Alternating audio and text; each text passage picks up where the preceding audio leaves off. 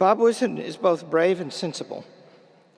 He has been a leader in the civil rights movement since he was hardly more than a boy in the early 1960s. That was not always a safe thing to do back then. He is tough and principled and kind.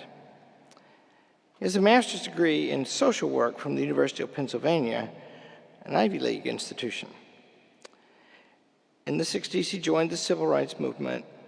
From 71 to 73, he headed a major project at the National Urban League on Criminal Justice in New York City. In 1974, he became a resident fellow at the American Enterprise Institute in Washington. By this time, he'd been doing a lot of thinking, and he began to build a movement of which he's now the godfather.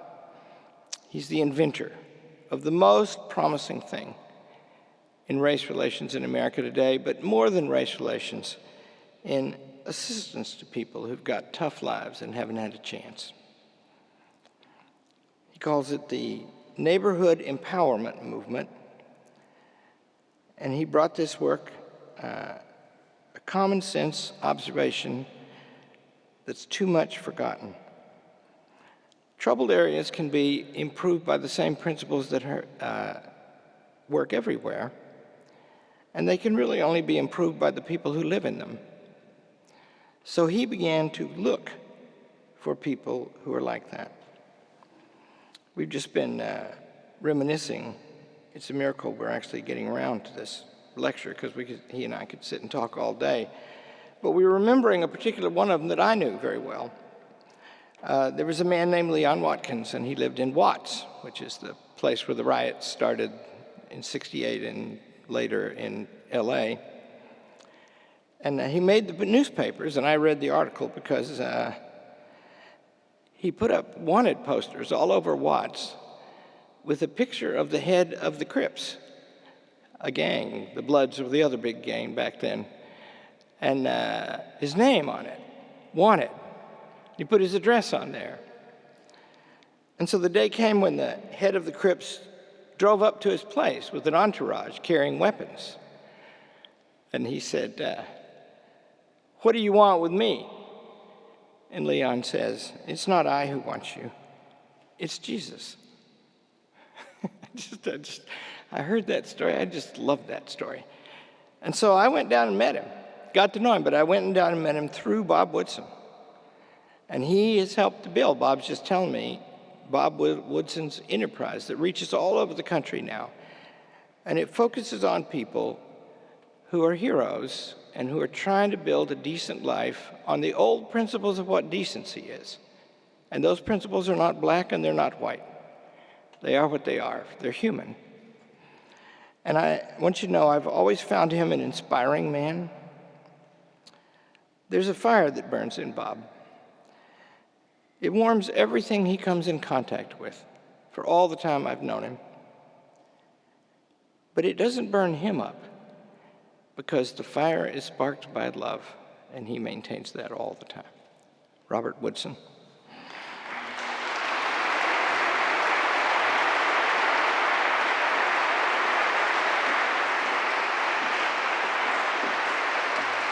Thank you. I have to say that this is the first time in my life that I've ever been introduced by someone who nearly brought me to tears. Larry reminded me of how we met and when we met, and the precious person of Leon Watkins. There is a prayer that I utter each time that I speak and I commend to you, and that is, God, give me the strength to tell and pursue the truth, especially when it's inconvenient to me.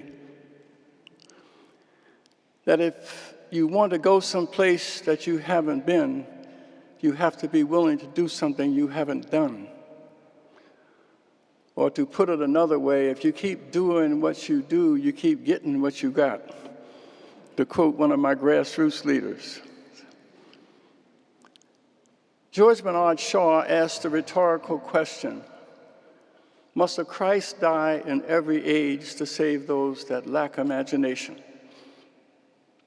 And Einstein said that imagination is more important than knowledge. Ladies and gentlemen, at no other time do we need moral imagination in the defense of this country. As Larry said, I came as a veteran of the civil rights movement, but I must tell you a little bit about my journey. I don't define myself as a conservative. I define my political philosophy as radical pragmatism. And I am a cardiac Christian because Christ burns in my heart. And so therefore, that defines, and so what I do then is look for allies that fits into my mission, and that is to serve the least of God's children. My life is dedicated to serving the least of God's children. The quality of any person's life or a nation is determined by how does it affect the least of God's children. So when I'm looking for political allies, I look for people whose strategic interests are compatible with the strategic interests of the least of God's children. And as a civil rights leader at the time, serving in Westchester, Pennsylvania, the home of Barrett Rustin, who was a principal advisor to King. And they would come through our town to bring the press in, and we would push our local issues. And I became disenchanted with the civil rights movement as a young worker over two issues. The first one was forced busing for integration. I believed that the opposite of segregation was desegregation, that integration was an individual matter. Because I believe then, as I believe now, that if you say the goal is integration, then you are concluding that anything is all black is all bad. And so that got me in trouble with some people because they said, well, Bob, your position is compatible with the John Birch Society and the Klan. And my response, well, if I like classical music and Hitler does, am I supposed to not like classical music?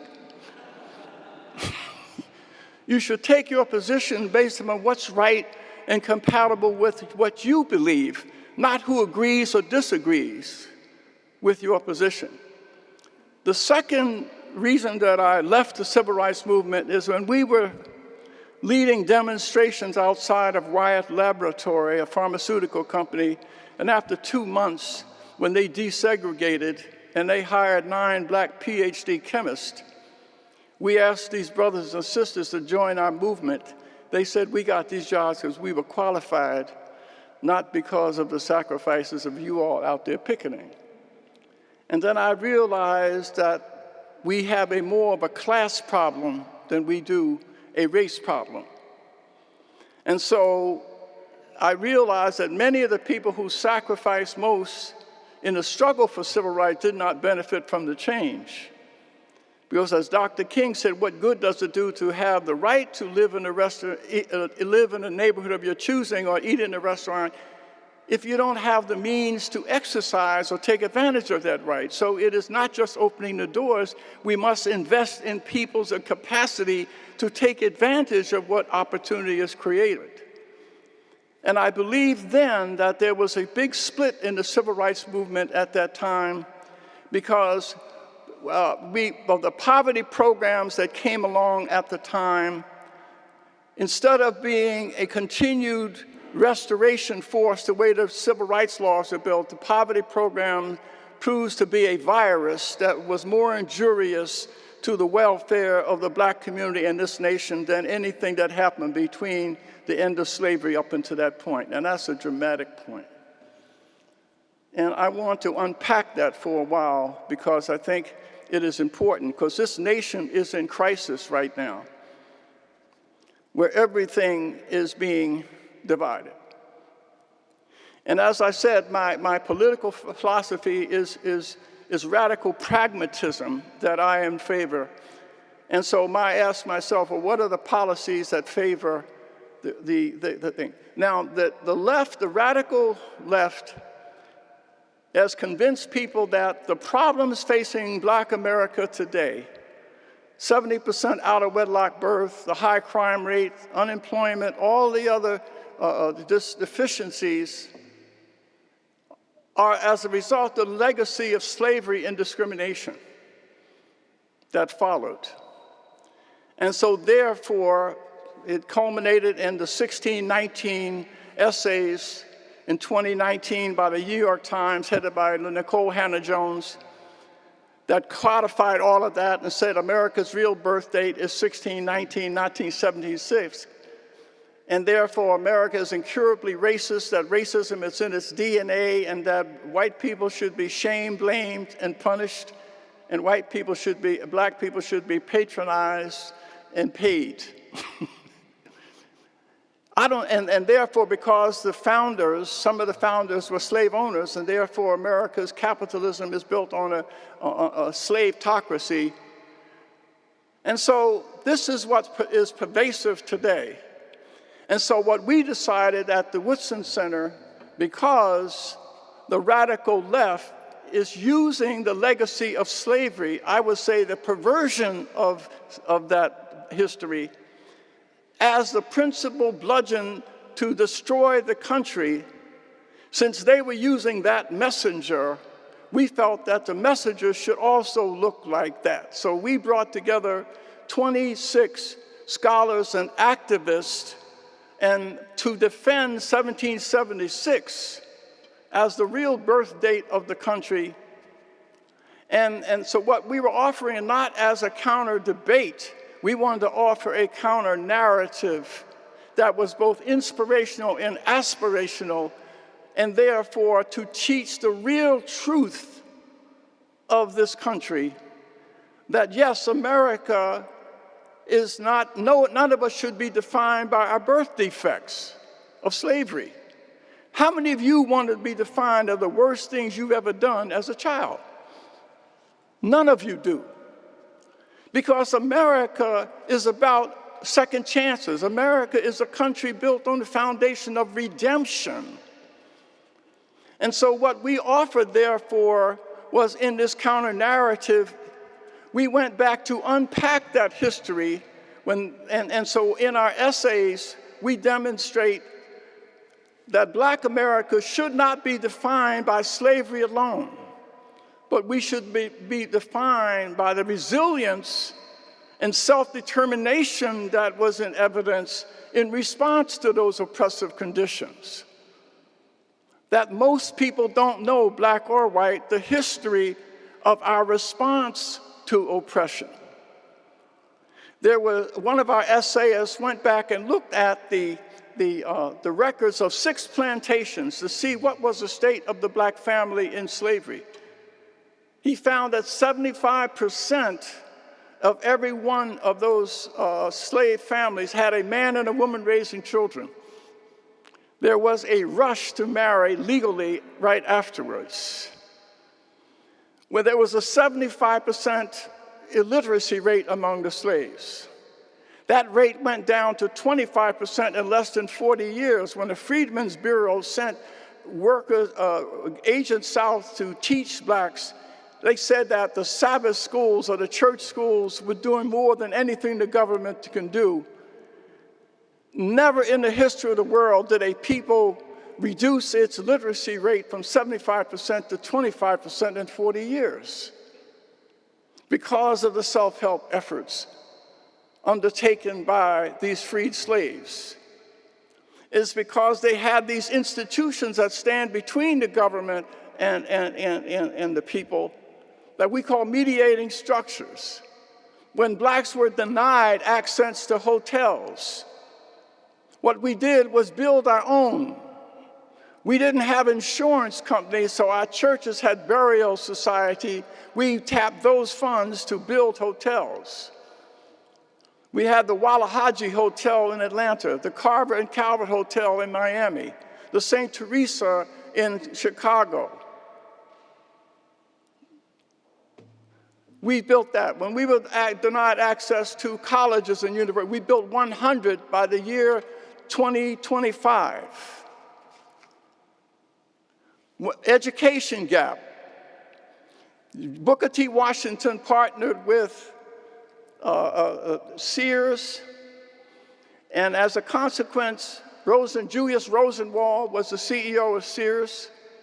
He partnered with Booker T. Washington, and he was going to manufacture schools in his plant. Booker T. Washington said, we don't want charity, we want an investment. So he put up $4 million, and the black community, local groups raised $4.8 million in response, and together they built 5,000 Rosenwald schools throughout the South that operated, and as a consequence of building these schools, in 1920, the education gap between blacks and whites in the South was 3 years. It was 8 years for whites, 5 years for blacks. Because of the Rosenwald School, the education gap in less than 20 years closed within 6 months. When we were crowded classrooms, used textbooks, half the budgets of white schools. The question is, if we could close the education gap in the midst of segregation, why can't we close the education gap today when many of those school systems are being run by people of color? The whole issue of marriage. We know that what helped blacks sustain themselves in the face of slavery and discrimination was their two-parent households, their Christian faith, and their commitment to self-determination. Again, let's look at the records, let's look at facts. Because if we cannot make decisions based upon fact-based truths, then lies become normal. The fact is that in 1930 and 1940, when racism was enshrined in the law, there was no political representation in government. The black community had the highest marriage rate of any other group in society. Elderly people, as a consequence, could walk safely in their communities without fear of being assaulted by their grandchildren. The poverty rate in the black community, according to Thomas Sowell in 1940, was 85%. And in 10 years, it was reduced. I dropped my little thing here.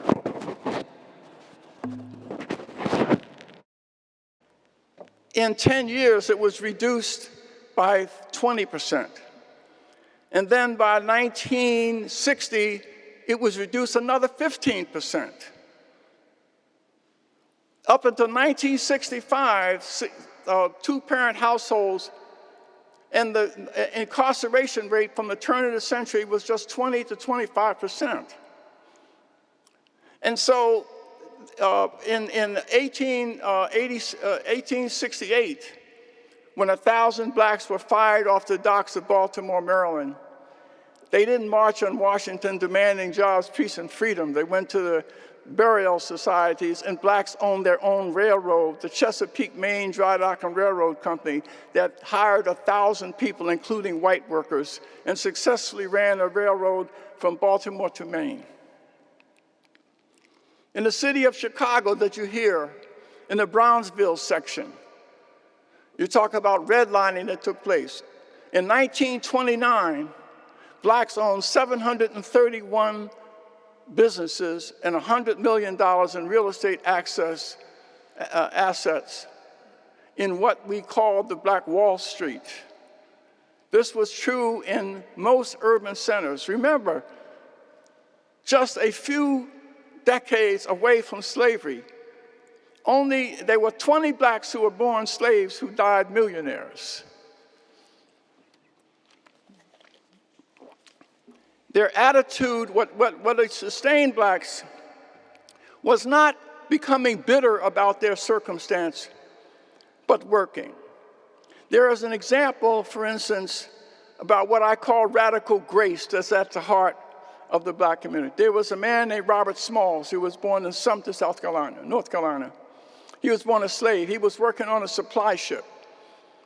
And when his master went to have dinner on a Friday night, he stole away with 6 of his crew members, picked up the families, and put on his master's hat and coat and went past 5 Southern garrisons and turned the ship over to the Union Navy. He was celebrated throughout the North, and as a consequence of his brave actions, Lincoln permitted blacks to fight in the Civil War. Well, after the war, he became a wealthy businessman, and under Reconstruction, he served in the House of Representatives and became wealthy and went back and purchased a plantation on which he was a slave. And because the slave master's wife and children were destitute and she was delusional, he took them in and cared for them and permitted her to sleep in the master bedroom because she didn't realize slavery had ended. Robert Small is an example of radical grace in action.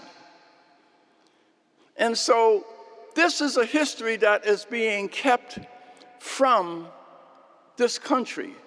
And there are endless examples. There were 20 blacks who were born slaves who died millionaire. One last story, and I want to talk about how we apply all this knowledge today. Biddy Mason was born 1818, illiterate, Mississippi, walked behind a wagon of her master going from Mississippi to Salt Lake City. He was a Mormon. She had 3 children. She tended the sheep. One of them was by the slave master. When she got there, it took 6 months walking behind a wagon. He moved to California. It was a free state. She was freed. She was a midwife. She made $1.50 a day. She saved her money for 10 years, purchased land in what is now downtown Los Angeles, and made a commercial. And when she died a millionaire and ended up being a philanthropist and founder of the AME church there. There are endless examples of only in this system of ours could somebody be born a slave and die millionaires and live this kind of property. And so the question is, if people could do what they did when whites were at their worst, blacks were at their best. And so, but there are people who want to conceal these truths and define Black America by the birth defect of this nation rather than by its promise. The conservative movement has proprietary interests that is compatible with this self-determination. The attitude that exists then exists today. Larry talked about Leon Watkins. Leon was a Robert Smalls. He demonstrates that when you have self-determination, a will to fight, and belief in your God, that there's no barrier that can hold you back. But what we must do, ladies and gentlemen, is that we must apply old values to a new vision. That the spirit of renewal, that we've got to take the principles that operate on our market economy and apply them to the social economy. In our market economy, only 3% of the people are entrepreneurs, but they generate 70% of the jobs.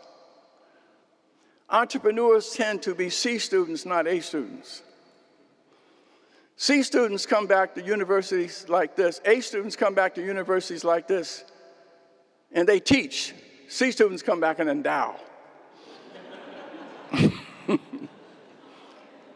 Because smart people have to have all the answers before they act, and when they act, the opportunity's gone. But C students like me, we can fail, get back up, try again, fail the second time, and then the third time we get it. That's the level of self-determination and grit, like Leon Watkins did. And so, ladies and gentlemen, my message today is that if we are to retake this country from those who would use race to defame us, we must not do so by having white papers and arguing on Fox against what the other side is doing. We need a ground strategy like George Whitefield, who went to Pembroke, 1732 in England. His father was an innkeeper. He died, and so George had to clean the inn where they lived, He didn't have enough money to go to college, and a friend supported him, but he had to do sort of a work, and he served the Wesley brothers. And at that time, students at Oxford could not speak to students who were upper class. But they established a friendship. He went on to become a famous preacher, and also when he came to the colonies, he did more to unite the colonies than almost anybody. But what George did was he got on horseback and rode to every single colony, spreading the word of God. He must have spoken directly to 70% of all of the people in our colonies, which united us. Ladies and gentlemen, those of us who are servants of God, who wish to make a difference, we've got to leave our hallowed halls and go out, as George Whitefield did, and interact directly with people who are suffering a problem. But we also must identify people who exemplify the virtues. What the left is doing now is a parasite on the civil rights legacy. They're talking about justice for George Floyd and hijacking the civil rights movement, and then they go to Portland and burn the Bibles, burn the flag, and then talk about against the nuclear family. These are the most destructive. And so we believe that in order for us to stand up, we must deracialize race and desegregate poverty. But we're not going to do this by, as I said, issuing white papers or complaining about what the left is doing. We have to join in partnership with people who I call the Josephs of this world. The Woodson Center, when we were looking for a model about how can people with wealth and people who are poor come together to form a coalition to take back this nation, I found it in Genesis in the book of a story of Joseph. Joseph, as you know, is from a dysfunctional Hebrew family. And he was a little arrogant too. And he told his brothers, and I saw you bowing down to me. Well, that's not the way to endear yourself with your siblings. And of course, you know the story, how they faked his death, killed an animal, sold him to the Ishmaelites, who were slave traders in Egypt. And he's found himself in the house of Potiphar. But he never became bitter and became the best servant in the house of Potiphar. And he was a very handsome young man, and Potiphar's wife lusted for him and wanted to have sex with him. But he refused because he had lateral integrity and horizontal integrity. It would have been a violation of the trust his master had and also a sin against his God. And she sent all the servants out and said that he tried to rape her when he ran out. And he was put in prison, where he became the best prisoner. And he rose in the prison, and he met the cupbearer and the baker, interpreted their dreams, and they said they would help him, and they turned their backs on him. One day, the Pharaoh had a dream that none of his MBAs or his PhDs could answer. And then the cupbearer said, there is a Hebrew in the prisons that has the ability to interpret dreams. So Joseph was cleaned up and brought before us and said, bow down to the god Pharaoh. He refused because it would be a sin against his God. So Pharaoh knew he had integrity. And when Pharaoh said to him, I understand you can interpret dreams, he said, no, the last time I did that, I got in a little trouble. But he said, God interprets dreams. I am merely the instrument of God's will. And he said there'll be 7 years of plenty followed by 7 years of famine, save up 20% and appoint an overseer. First time, Larry, we had flat tax. And of course, you know what happened. He appointed Joseph. Think about how powerful that is. First of all, the fact that Joseph was treated unjustly and imprisoned, but never became bitter. And Joseph, as a consequence of his position of power, was able to save not only the brothers who betrayed him, but the Egyptians who enslaved him. And so he is a powerful model. So we use that as a model to the looking for solutions, and that's what I want to talk about, what solutions.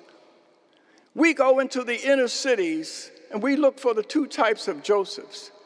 We're looking for people who are in poverty but not of poverty. There are people, you say 70% of the people who are raising children are dropping out of school, it means 30% are not. We go into there, we look for people who are raised, the Josephs in Bible. They're in poverty but not of poverty. They're raising children, they're not dropping out of school and jail. No one does research, Larry, or documents why they're able to achieve against the odds.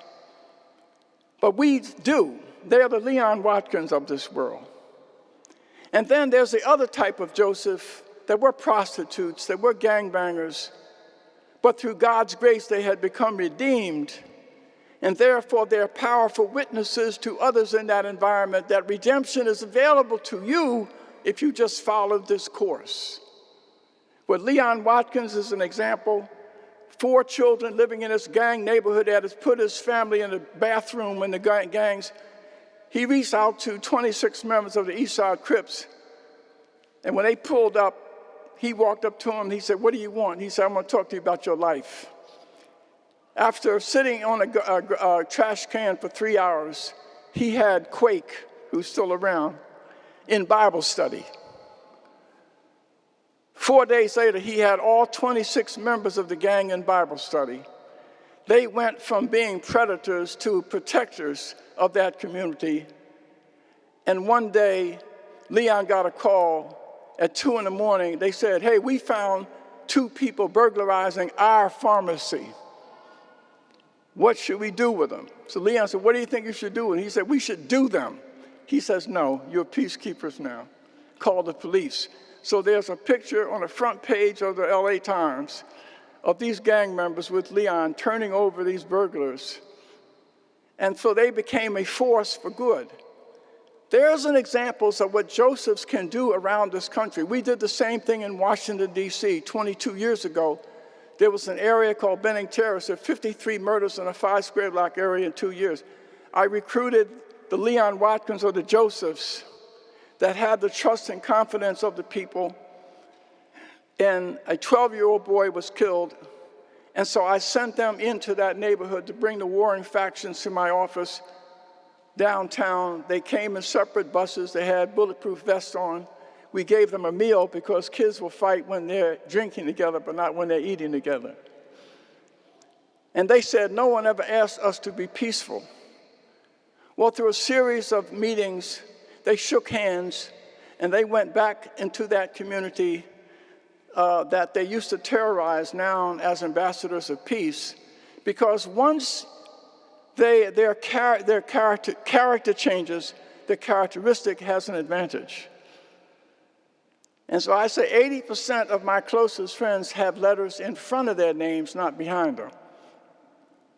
But if we can just unite the Pharaohs and the Josephs, they are the ones in these communities. 82% of black surveys are against defunding the police.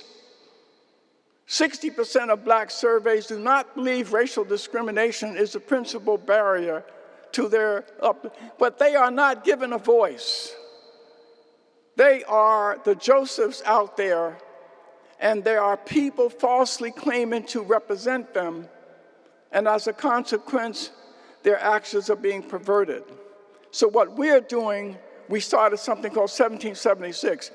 We are going around the gatekeepers and giving voice to the voiceless. And this is what's going to unite America. Low-income blacks are America's new patriots because they are the ones suffering the most from the vilification of police. We brought together a group called Voices of Black Mothers United. 2,500 of them who've lost children to urban violence. And they are the ones who took out a full-page ad that says, "We are not for defunding the police." It's important, ladies and gentlemen, for America to move race, because America is in a moral and spiritual freefall that is consuming young people across race and class. The leading cause of death of young people in the inner city is homicide. The leading cause of death in Appalachia among low-income whites is prescription drugs. And the leading cause of death in Silicon Valley is suicide. The suicide rate among teens in Silicon Valley is 6 times the national average, where there are 2-parent households with master's degrees with a median income of $180,000. So it isn't just family composition. So what our plan is to bring together people across race and class lines, the mothers of Appalachia, mothers, Silicon Valley mothers, and inner city mothers, to come together to find out how can we exchange strategies to promote healing and overcoming and what lessons can we teach those who prevent children from it. But we won't do that as long as we're being separated by race. And so those are the kinds of coalitions that we are seeking to, and we need the Pharaohs and the Josephs to come together. And that's why what we need, Larry, there needs to be a university. We, as conservatives, we spend too much time doing failure studies. That's why we have the reputation of not caring about poor and black folks. You can learn nothing from studying failure except how to create failure. And so what we are recommending is that scholars go into low-income communities and report on resilience. Find out how many people. There's an example. There's a mother, for 3 years, she has 2 daughters, sleeping in the back of her car and sleeping in homeless shelters. The girls were studying by the light on a cell phone. One graduated salutatorian, the other graduated valedictorian. They started Spelman College as sophomore because they took so many advanced placement classes. Why don't we know who they are? There was an 18-year-old black homeless boy who borrowed his brother's bike and for 6 hours bicycled across the state of Georgia in August, only to pitch a tent on the grounds of a community college that he attended the year before. And 2 white police officers came over and asked him what he was doing. And once he found out, they put him up in a motel, and they wanted to get him a job, get the owner of a hotel, of a restaurant, to give him some money. He said, "I don't want money, I want a job." So he started washing dishes. Well, someone posted his experience.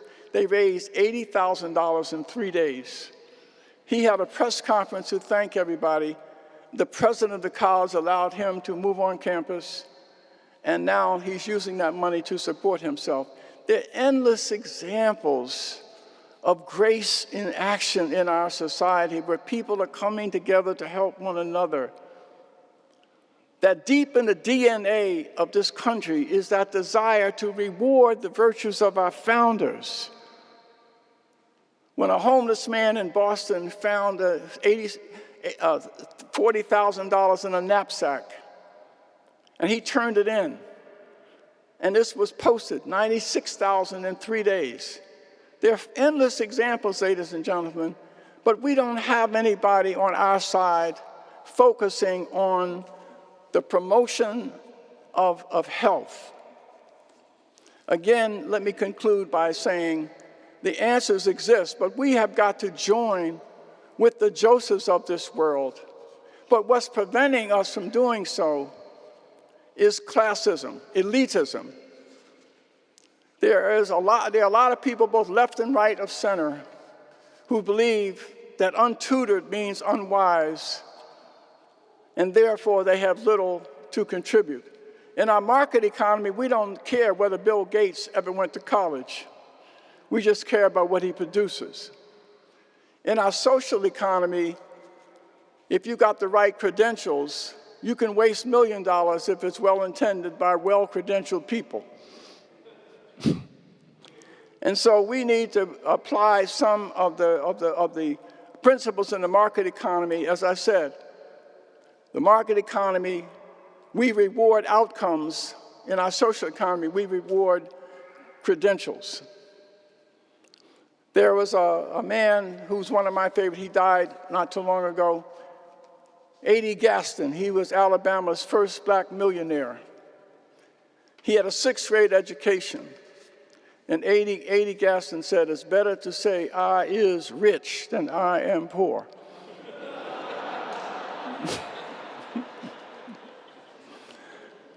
And that is a metaphor for everything that I'm trying to tell you.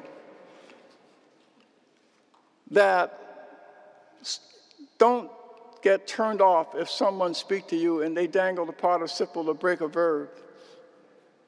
Listen to them anyway, because sometimes the Josephs can bring us the wisest solutions, even though it may come in an unvarnished package. God speaks to people in different ways. But ladies and gentlemen, this nation can only be saved when the good pharaohs and the Josephs come together and we determine what government will do. It won't come the other way. But in order for us to develop that level of cooperation, we must lower our pretenses, shed the limits that we have in what we believe in other people. I just want to close with a quote from Samuel Adams that he wrote February 12, 1779. He said, a general dissolution of principles and manners will more surely overthrow the liberties of America than the whole force of a common enemy. While the people are virtuous, they cannot be subdued, but when they lose their virtue, they will be ready to surrender their liberties to the first external or internal invader. If virtue and knowledge are diffused among the people, they will never be enslaved, and this will be their great security. Neither the wisest constitution nor the wisest laws will secure the liberty and happiness of a people whose manners are universally corrupt. That we can't just say we need lower taxes, limited government. If you want limited government, then support the institutions that the people use that prevents them from needing government. And expectations should be followed with the means of providing me to meet the expectation. And so we as conservatives have to understand that we must leave our comfortable places and go out, as Larry has done, learn to identify, respect, support, and learn from and serve the least of these. God bless you.